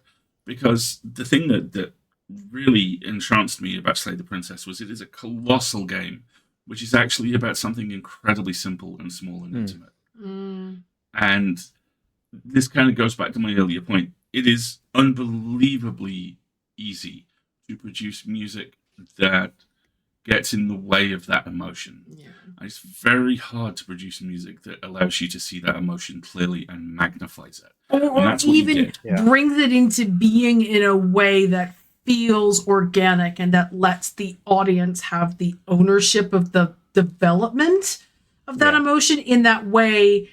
I mean, that's what art is, right? It's bringing you to a different emotion, and it's putting you in different shoes or places or times or things. And sound is my favorite way that's ever done. Sure. And especially the kind of added resonance of that, because it's a variable narrative game, because of the lovely choice that's been made with the playlist. You have this universal experience where everyone who's playing Slay the Princess is playing the same game, but no one is playing it the same way. Same way, yeah. And that's incredibly fucking cool. I would desperately. It's such an intimate thing, you know. Yeah. Exactly. Sorry, yeah. It's intimate from that ownership perspective, because it's like, this is my unique journey through it. And even if we have similar journeys or experience similar events in different orders, our journeys are different. Yeah. I desperately want to see some of these playlist names when you get a chance. But people are no, I'm like, okay, do I have to go get Spotify so I can build a playlist? Right. And it's one of those things where I was worried because, you know, and I was once told by some very, very famous composers I know that you don't get, they do movies and stuff, and they're like, don't get in the way of the acting, was some of the advice they gave me years and years ago. And I was like, that's something I try to remember. And with the shifting mountain stuff, like, the music's very simple. It's not it's not complicated. It's, you know, when people ask me for the sheet music, I'm like embarrassed to share it because it's so simple. It's not like, you know, when you see a piece of music and it's like really impressive and there's like all these like 30-second notes and all this crazy stuff going on. Yes, but we already have Hans Zimmer. We don't need Hans Zimmer. We need you. Right. And so when I share it, I'm like, you know, it's a melody. Every single track on the soundtrack is a different series of 4 chords, and that's it. And it's, you know, it has the same melody. There's the major but every version of the Princess learning theme. musician out there thanks you for that. You're like, Sure. Okay, I can do this. I can do this. And to the point where, like, there was even one of my favorite things that happened musically was with Transformation, when you fight the shifting mound, or you have a philosophical debate depending on how you look at that scene. But it's one of my favorite chord changes in that was a total accident where I was like kind of under the gun and I'm trying to get this stuff done, and I was like playing it back and I was recording over it and I played the wrong chord, but it sounded awesome. So I'm like, well, that's how that one's going to be different. That's that track now. Well done, me. Yeah. Remember that art book you didn't tell way. us about? You can put the sheet music in there, right? Yeah, there we go. Yeah. Oh, there we go. No, I'm serious. I have people in the chat going, sheet music? Yeah, I will have better looking sheet music available soon, I promise. Once I have a chance to get all that taken under, because I write like a maniac on my computer, so it's really hard to translate for actual musicians to read. But yeah, it'll be out soon enough. I love it. But if you need help, it's just the Princess's theme is just an A chord, A major, F minor, E major, C sharp minor, and that you just arpeggiate those down and then it just resets back into A. And then for the inverse, like the scary part of the Princess is just F minor, E flat, sus4, E augmented fourth, C minor. There you go. If I remembered that correctly. It's the minor version's a little bit funkier than the major one, but nice. Yeah. All right, we've got one other question, then I'm going to ask a question. Sure. What song did you have the most fun composing for Slay the Princess, and why? I'm going to give... I can't... It's impossible for me to give short answers, it seems. I'm sorry for talking so much. To give a short answer. My moms want me to never stop you, so please, keep going. Originally, it was Transformation. That was... you know, we kept joking, like, this is my opus, and that's what I call it. I was like, Transformation is my opus. It's like the huge, grand Final Fantasy track for when you see the true version of the Shifting Mound. Right. And that was, to me, that was the best track on the soundtrack. It was going to be the hardest hitting, my favorite piece of the game. Well, then the apotheosis happened, and that's one that a lot of people don't hear or see. It's a route from the tower that you can get where she gets even bigger. And the reference for that one was an Attack on Titan fight track. Ooh. And so it was basically like write an anime fight song. And that's the only And so it's kind of like to go replay this and find the tower now because that's not a princess we've seen. And so it's kind of like transformation in a lot of ways, and the fun fact is it's the only character track that's not the shifting mound that Amelia sings on, because it just kind of kept running with us, and I was like, it's got to be. We just kept building this track, and I was like, it'd be so sick if we got Amelia to sing on this. Like, it would be a proper anime fight song, and so she sings on it, and it's like, and by the end of it, I think it was all in agreement, like, hey, remember when we thought Transformation was going to be the best song on here, but now it's just the Apotheosis. So I think that's the best one for sure. Okay, I'm gonna have to go play and find the tower now. Those were the most fun to write, but I think my favorite song is The Unknown Together, the Leaving the Cabin Together. Yeah. Just because it's really simple, soft, and sweet. I will listen to It Was Always That Easy, just for just you've done entire days. Because it's got, like, so I'm a lawyer, right? My day job. And there are times where I just need a piece of music to put me in a mindset so that I can just write for 10 hours and just be left alone to do it. And I have a very curated collection of pieces of music that I do that with, because they have to have common, like, elements to them. They can't be vocal. They've got to have good energy so that I feel like I'm being motivated, but they can't be too upfront and too cerebral where they're going to get in the way of me thinking. And that ticks every box really for me so for funny. that piece of music. So I'm like that and the like the map tracks from the Mass Effect video games. Love those. Those are so good. Oh yeah. Right alongside that. If you ever played, is it Outer Worlds? Outer Wilds? No, Outer Wilds is the one with the time loops. Outer Worlds is the one in space. Yeah. Its main theme will do that because it's got that build and that cycle to it. Okay. But that's why I like that track in Famous, because it's so hard for me to find new additions to that playlist. The one that you like is from the Damsel, and it's like the heroic ending one, right? Because I'm so bad with remembering the names. That track was I think it was one of the last pieces of music added to the game. Almost did not make it. That almost didn't happen. And I had written that track as that was supposed to be something else for the Damsel, and it was kind of like a last minute. They're like, hey, so we decided to do this like White Knight, super cheesy, you save the Damsel. And they're like, what's the cheesiest piece of music you can write? And I was like, well, I don't know if you remember this. And I sent it to them, and they're like, this is perfect. Just finish this, and we'll call it a day. And so yeah, it was just, to the rescue. Yeah, I love it. It was just this like very last minute. There was a few tracks like that where it was kind of like, hey, we decided to do this. Do you have anything? And it was, I'm really glad it made it into the game, because I really like it's the White Knightiest piece of music I've ever written, for sure. Love it. And I get the whole like romantic cheese of it, but I really like it. I love it. It's my like favorite solo track, though I haven't heard Apotheosis yet, so I've got to. Apotheosis is rad. I'm gonna have to like say my opinion. Okay, we've been doing this for 1 hour and 40 minutes, but I'm gonna ask one more question, and then we will like help you flog all of your stuff, and where wonderful people can like I'm us. here as long as you need me. How many questions you got, I'm here for it. I have nothing planned today. Okay, the chat's like cracking their knuckles, like, here we go. Good. What are your favorite music pieces to listen to? Like when you go for inspiration, like what are your comfort favorites? What are your motivational favorites? Like what are your touchstones when it comes to your music?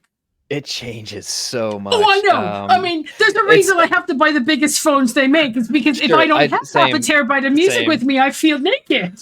So loud. I have to let me pull up. I'm an Apple Music guy to see like what my favorite stuff is, because a lot of what I listen to is based on what I'm working on, because I try to I'm like constantly researching. There's always something in the oven, as it were, so I'm always thinking about what's next. Don't give us any like NDA based spoilers or anything here. No. Yeah, I won't give any spoilers or anything. But like my go-tos normally are, I would say I'm most influenced by Trent Reznor. Not so much Nine Inch Nails, but like Gone Girl with the Dragon Tattoo. Yeah. So the Social Network. Social Network is a hell of a soundtrack, and it's completely underrated. It's very good. Completely underrated. And, it's really good. His A Girl with the Dragon Tattoo is maybe my favorite or second favorite score of all time. It's like 3 hours long, I think. It might be longer. He may have written more music than the length of the movie. Like I feel like he just just kept sending Fincher stuff like, use this wherever. Other than that, Johnny Greenwood from Radiohead, obviously, his musical stuff for movies is really big for me. Like There Will Be Blood. That's a huge one for me. That's like the strings in that are super inspiring. Other than that, I've been like begging for people to send me more. It's really hard for me to find video game soundtracks just because there's so many video games out now. So I'm like, any indie darlings that you know of or that you like the music to, please send it to me because I want to hear what other people are doing. I'll say my favorite video game soundtrack of the past couple of years is Little Nightmares. I don't know if you're familiar with this game. Oh, I never. It's so good. Let me write that down because I think we looked at it at one point, didn't we? We did. It's on the very long in 5 separate documents list of Sure. Little Nightmare. It's a relatively short game. There's 2 of them. There's some DLC, but I was at a conference for the White Vault, and I got COVID, of course, because it was 2021 or whatever, and I was at a conference, and so I was isolating in my basement for 10 days trying to protect my family, and I just played through Little Nightmares, and the soundtrack is so good. I think his name is Tobias Lilja or Lilia. I don't know how you say his last name. It's Lilja. But again, huge inspiration for Slay the Princess and like the repeating motif because he does that in the game. Huge nod to that soundtrack on the nightmare route of Slay the Princess for what it's worth. Hopefully not such a nod that he could sue me, but there's like I was trying to pay my respects to him because it's one of the best video game soundtracks I've ever heard. Definitely gonna put that one back on the list now for sure. I'm trying to think about. I saw this in chat. I have not played Stray Gods. Do you know the premise of the music? And I know the premise. I've heard some of the music, and I'm told that it's really hard to judge the music without playing the game. But I know that the concept is very ambitious. So yeah, I think they spent I don't like want to say anything about it without it. playing it because I want to make sure I understand what's happening. So no comment on that one. I'm sure it's great. Austin's an incredible composer, right? So it's a great game. We streamed it. We really enjoyed playing it. Okay. And it wasn't a lengthy play. I think it was 10 hours for us. Okay. But we're really slow. Other people can get through it faster. I would never tell you not to play Baldur's Gate 3, but if you're looking for a palate cleanser, that would be another great recommendation, I think. Yeah, okay. I think I saw a flowchart he posted about how the narrative choices within one particular song changed how he composed it, and it had 15 separate lines and colors. Jeez. Oh yeah, it looked like a map of the underground. I can't figure out how Tony and Abby keep all this in their head. Like, how on earth do you I always send the gif of Charlie from Always Sunny with all the red strings, and like that. I'm like, that's how conceptually, how do you keep your arms around something that size? The one thing I will say about Stray Gods is I don't know Austin Wintory. I've never spoken to him. I'm on a team that he's on, despite having never spoken to him. So I really hope to find myself in a best soundtrack against him at some point. I think that'd be really fun. If it is any consolation, you and him are the 2 composers that we support. Yeah. Oh, very cool. Yeah. Very cool. In our book, anything that either of you write, we get. Yeah. I've only heard wonderful things about him. He's on I'm pretty sure it's the Dark Dice is the team he's on that I'm also on. And there's some the people on that team, David Wise of Rare fame and all that kind of stuff. Like it's Hitachi Sakamoto. There's some crazy people on that team that I happen to find myself on as well.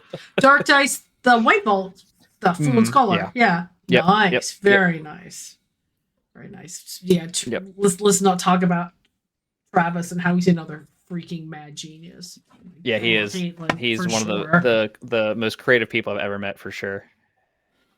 We could talk like for a whole nother hour about Whiteball. We probably shouldn't know. Oh my gosh. There was a news story that broke here yesterday about how a group of British scientists have discovered, and this is a direct quote, unusual coffins in the Arctic Circle. And we all went White Vault's new season coming soon, I'm sure. Oh gosh. Really rolled the boat out on the marketing budget this year. Yeah, right? Oh god. I do keep my Webby honorary award. You can't see it from the camera view, but for the White Vault theme song, that's proudly displayed on my wall as well. Good. Excellent. Yeah, we're all like, that's a hard note, thanks. Yeah, for sure. I'm not gonna go looking for little boxes in the Arctic. One more reason to not go to the Arctic, right? My Twitter feed yesterday was just full of people going, so you opened it? Find any interesting boxes? Oh gosh. Got any teeth? Yeah, I was gonna say I've got my polar bear teeth right over there, my my box of teeth that he gave me over on the shelf. Box of teeth. Oh god. Oh, this has been amazing, and I think we should probably bring it to a close because otherwise we're just gonna start going on all sorts of tangents. I could talk endlessly for hours, I assure you. I know, but then none of us would get anything done, and that's for sure. probably rude. Thank you so much for doing this. Thank you for Don't be surprised if we drag you back on to talk about Scarlet Hollow mode again. Requested in the chat that we have. You're like, okay, after the next Scarlet Hollow chat, we're gonna do breakdowns, bring diagrams, right? Exactly. Yeah, I guess I could have chosen to focus more on Slay the Princess and save Scarlet Hollow for another time, but it all feels so closely related. And it's all part of your work. Exactly. So it's all totally valid. All right. I love talking about it. It's great. And creative projects like these are teams. And we want to make sure that like all the people who participate and contribute to these stories get a chance to talk about it. Now I'm really thinking about whether or not we could reach out to Nicole and be like, you're the only one who enslaved the princess we haven't interviewed yet. I was gonna say, she'd probably love that. Yeah. I guarantee she'd love that. Yeah. That would be really cool. That would be great. All right, I'll put it on the list. Let's do it. We'll put it on the list, right? Why not? Dream big. We'll get some even more voice actors. I love the idea. I'm sure she would love it. All right, so tell us about where people can find you and your work, and more importantly, how they can support you and give you money. The best way to support me is probably Bandcamp, brandonboone.bandcamp.com. As it was stated before, I've got like a billion songs on there. I stopped doing individual episode releases for No Sleep because it just became too much of like, I felt like going to my Bandcamp page was just staring into the void. So now I'm just doing like at the end of a season, I'll do like a best of. And so there's like a season 19 best of, and it's got 150 tracks that I chopped down from 500. And then of course you've got all of the Scarlet Hollow stuff there, the Slay the Princess, all of my other albums. There's also, I should note, if you do look me up on there or Spotify or whatever, there is an extended demo from Slay the Princess soundtrack from the demo from earlier this year that does have 2 pieces of music that are no longer in the game. Oh, nice. So if you're interested in a little bit of a little bonus content there, the chat's like, imagine having so much work you could just do a best of. It took a long time to cut it down to 150 because it's really hard to know what's good or what's not gonna based land, on my own and it's like, is it different enough to make the cut?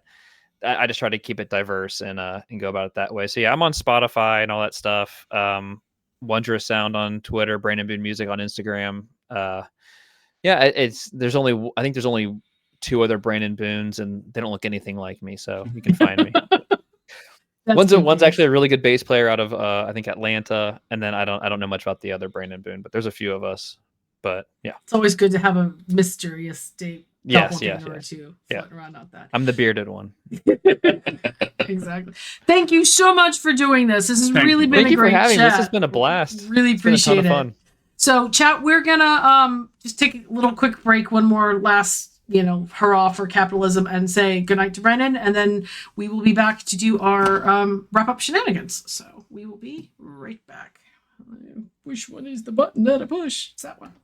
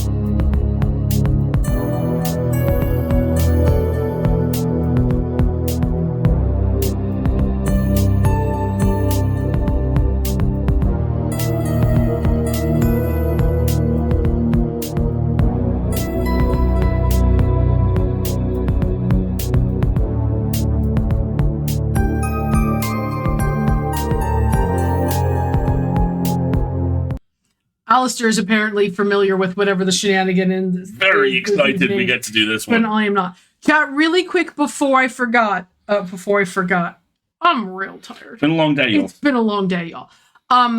So the Slay the Princess live game with Johnny and Nicole doing all the voices live, and Tony and Brandon, I think is rescheduled for the 16th of December. I can't remember exactly when it is, but I think is that next weekend? I think it is. I think that's next weekend. So if you're in the mood for it, by all means, please go along and cheer them all on. I think they're going to have a great time. It's so much fun. I might. You should. I don't know. That's like my first day of vacation, so I may be a potato that day. That is so much fun. I could just dork about massive thanks to Brandon. That was just a joy. That was really wonderful, and we could have gotten so much nerdier. Such a cool guy. Yeah, he's really fun, and it's really, like I said, I'm still kind of reeling about that whole "give me influences, give me someplace to start with" kind of note, because.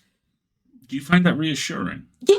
Seriously, I find it reassuring because, I'm not a writer, and I've never been a writer, and I'm very intimidated by a blank page, and I've always kind of found my skill set in helping people kind of perfect what it is that they wanted to do, and being that kind of outside perspective. So seeing someone else who uses a similar approach as like the origin of their creative journey is really interesting. That is incredibly cool. Thank you. Well, I remember the PAX panel Brandon referenced was probably 3 decades of video game music and is available in full on archive.org. Oh, thank you very much for that, Spike Garden. I appreciate it. It's interesting for me, Doc says, because I am a writer, but when I compose, I take my own writing as if it was someone else's and compose to that. Ooh. That is fascinating. That is a brilliant self-hack. Yeah, well that's done. A great hack.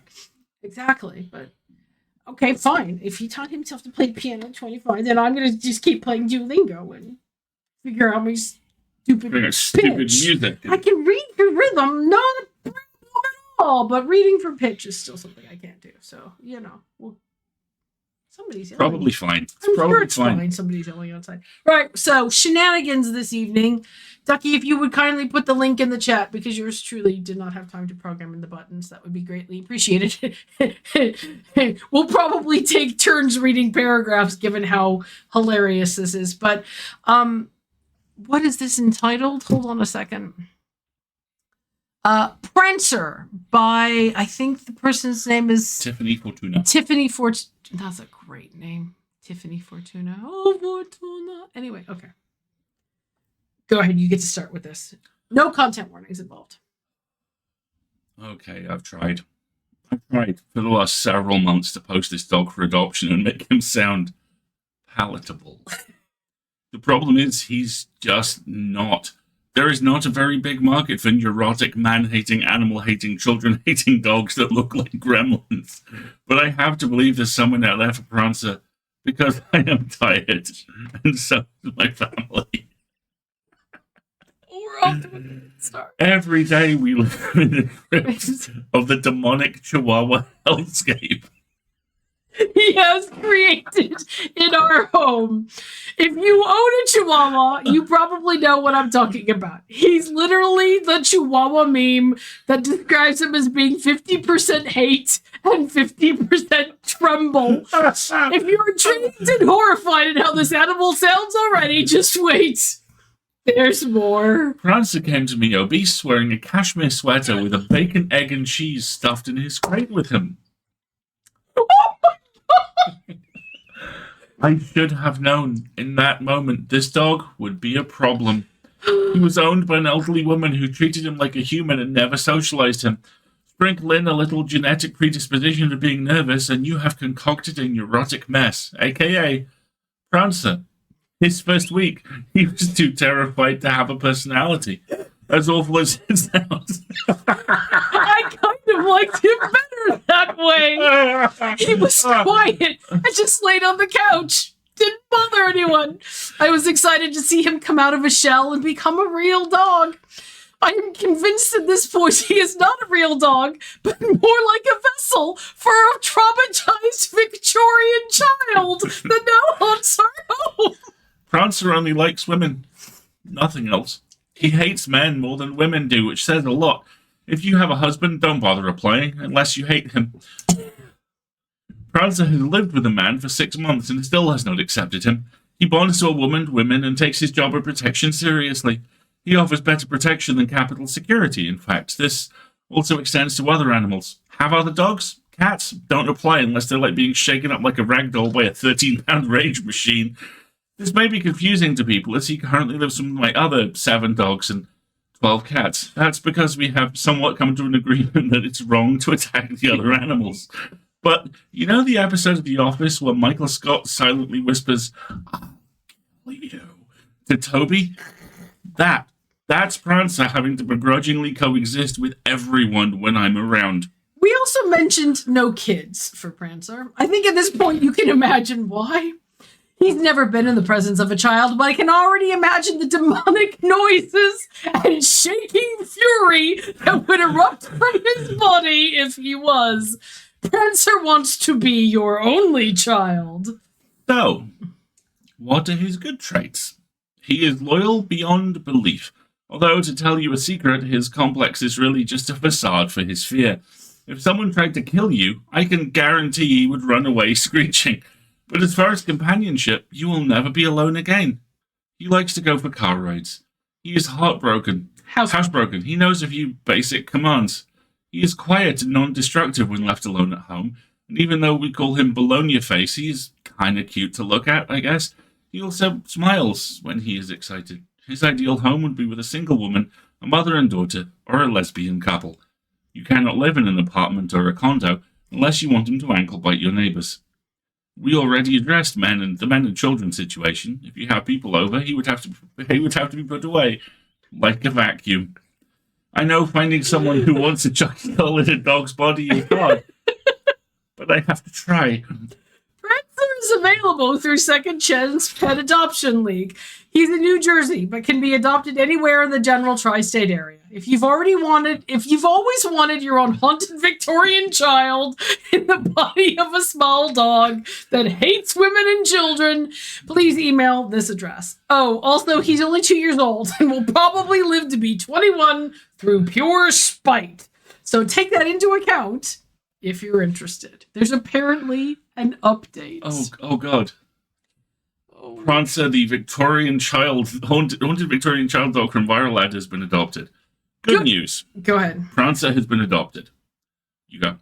The 2-year-old, 13-pound Chihuahua mutt, not so charitably described as a Chucky doll in a dog's body, was listed for adoption this month in an unusually honest ad that charmed hundreds of thousands of people on social media. Now, Prancer, the haunted Victorian child in the body of a small dog that hates men and children, has found a home with Ariel Davis, a 36-year-old resident of New Haven, Connecticut. She brought Prancer home last week, according to his newly created Instagram account. Oh my God, he has an Instagram account. I read the article, I connected to it, and I was like, you know what? Why not? I'll just send him an email. What's the worst that can happen? Davis said in an interview with Today. While rescue dogs can be notorious for euphemisms about problematic behaviors, Prancer's viral listing did not sugarcoat his shortcomings, of which there are many. He hates men. He hates children. He hates dogs. He hates cats. He is nervous and fearful and poorly socialized. And then there's another little section from the ad here. The ad was written by Tiffany Fortuna, a 25-year-old volunteer with the New Jersey-based Rescue Second Chance Pet Adoption League, who posted the ad to Facebook in early April. By then, Prancer had spent about 6 months in her care, a period Fortuna describes as living in the grips of the demonic Chihuahua hellscape he has created in her home. And then more quotes, blah, blah, blah, blah. After a week, a tweet screen grabbing the Facebook post went viral. The rescue was flooded with inquiries about him, including the adoption application from Ariel Davis. I'm a single woman. I'm a single lesbian. I live with another woman. I don't have any men in my life, and I work in women's rehab. I don't have any other animals. It just felt like the perfect match. Fortuna, who fostered Prancer, posted an update Monday on her Facebook, saying that she was thankful for everyone who shared the post about Prancer and that his adoption was one of the best days of her life. We do miss Prancer, and he was loved here despite his quirks. I have a lot of experience with toxic men, so it was easy for me to overlook his malicious tendencies and love him anyway. However, being relieved of the constant haunting of a Victorian child has me sleeping easier. This woman was a saint for her honesty. Okay, I'm looking at Prancer's Instagram account now. Oh my god. Look at that little asshole.